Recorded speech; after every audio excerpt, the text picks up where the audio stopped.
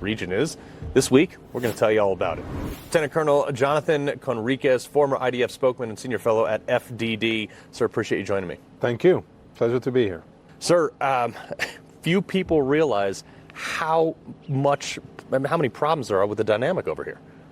Yes, I mean, Israel is a lot in the news, and it tends to be a pretty narrow perspective. Usually how international media covers it, it's usually from the perspective of Palestinians and them as victims, and then a little bit about the story of Israel. But as you so eloquently say, there is a very broad, complex, moving, dynamic picture that is constantly changing. And from a Western perspective, even though this isn't the popular point of view, I would say that Israel is really an outpost or the first line of contact where Western civilization, Judeo-Christian values, democracy, human liberties and rule of law meet a different civilization. This is the friction point, and that is why when you come here and you go to Syria, Lebanese border, Palestinian territories, Gaza, and you see Israel from different dimensions, you see parts of that conflict, and it's all part of the same struggle and clash. You were talking about how the story is usually told through a Palestinian viewpoint or prism. I mean, we just had a journalist for Al Jazeera who was actually a 12-year veteran of Hamas that was anointed as a journalist just recently and was reporting for Al Jazeera. He was just killed. But that's what they're doing. They're literally taking soldiers and making them journalists to tell a story. And, you know, quite frankly, Israel is losing the propaganda war. How did that happen? You know, what Hamas does is very clever. They have Al Jazeera. It's not that Hamas has. Al Jazeera promotes Hamas. They promote the Muslim Brotherhood. They are perhaps the biggest and most important terror outlet, mouthpiece that there is in the world.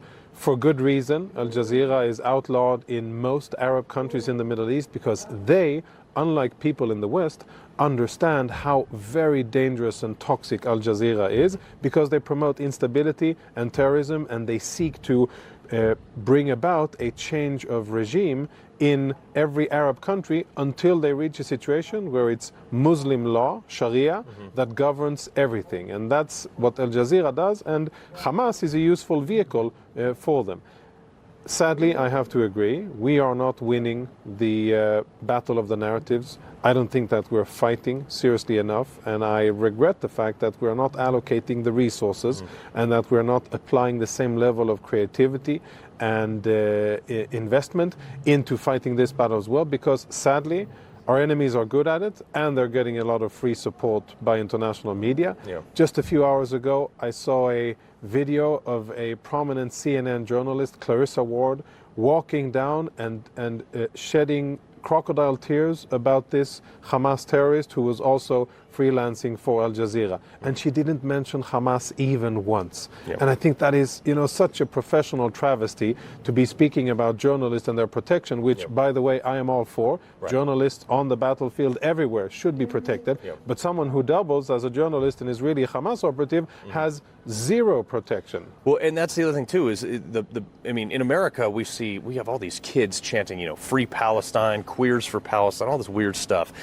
You know, what they don't understand is, you know, 80% of Jordan or so is made up of what self-proclaimed Palestinians. You have the West Bank, which is technically Israeli territory, but Israel's allowed them to live there and provided all the resources, power, utilities, things like that. Water. And the other thing is, when this all happens, they still want to take over all of Jordan, all of Israel, and they, you know, obviously they chant river to the sea. How can you live in conjunction with this? Like, what is the solution? Is there a solution? So I think we have to look at it from a historical perspective and compare the situation here in Israel, the conflict between Jews and Arabs, Jews and Muslims, to other conflicts around the world, and perhaps history can provide perspective. It takes a lot of time for warring ethnic groups to settle their issues. It took Europe 2 world wars and probably hundreds of years of fighting and tens of millions, if not hundreds of millions of people that were killed before. This conflict is old and it has definitely taken a lot of blood, but I think that, you know, so many people around the world, I hear statements by the French president, by the UK Prime Minister and the Prime Minister of Canada speaking about peace, that they will recognize a Palestinian state and that will bring about peace. Well, the Australian Prime Minister as well wants to support a Palestinian I mean, state. they're all stumbling over each other, and I think, yes, peace as an ideal is great. I would want for there to be peace. I would want for my Arab neighbors to live in peace, for my kids and grandchildren to live in peace. But we have to understand and listen to who is it that we're trying to make peace with. With Hamas, there is no peace to be made. And with the Palestinian Authority, maybe in the future, but the first condition is recognize that we live here and this is our ancestral homeland. They haven't done that yet. Well, Colonel, appreciate it very much. Thank you. Thank you.